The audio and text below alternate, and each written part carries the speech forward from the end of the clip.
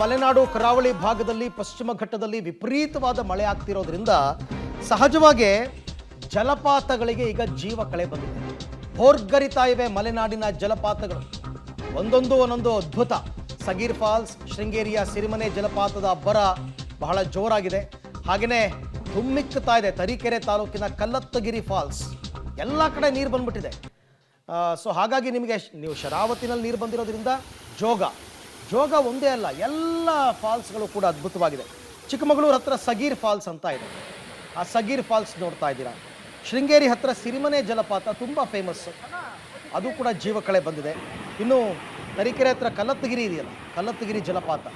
ಹಾಗೆಯೇ ನೀವು ಮಡಿಕೇರಿ ಭಾಗಕ್ಕೆ ಬಂದರೆ ಅಬ್ಬಿ ಫಾಲ್ಸು, ಇರ್ಫು ಫಾಲ್ಸು, ಇವೆಲ್ಲ ಕೂಡ ಹಾಲ್ ನೊರೆಯಂತೆ ಧುಮ್ಮಿಕ್ಕಿ ಕಣ್ಣಿಗೆ ಒಂದು ರೀತಿ ಮುದ ನೀಡುವಂತಹ ದೃಶ್ಯಗಳು.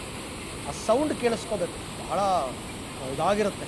ಆ ನೀರು ಮೇಲಿಂದ ಬೀಳ್ತಾ ಇರ್ತಕ್ಕಂಥದ್ದು ಸಹಜವಾಗಿ ಪ್ರವಾಸಿಗರನ್ನು ಆಕರ್ಷಿಸ್ತಾ ಇವೆ.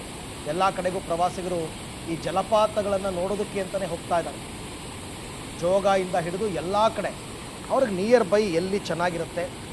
ನೀವು ಚಿಕ್ಕಮಗಳೂರು ಕಡೆ ಹೋದರೆ ಅಥವಾ ಶಿರಾಡಿ ಚಾರ್ಮಡಿ ಘಾಟ್ಗಳಿಗೆ ಹೋದ್ರಂತೂ ಬೇಕಾದಷ್ಟು ಜಲಪಾತಗಳು ನಿಮಗೆ 10 ಕಿಲೋಮೀಟರ್ ಗ್ಯಾಪಲ್ಲಿ ಒಂದು 20 ಜಲಪಾತ, ಸಣ್ಣ ಸಣ್ಣ ಝರಿಗಳು ಸಿಗುತ್ತದೆ.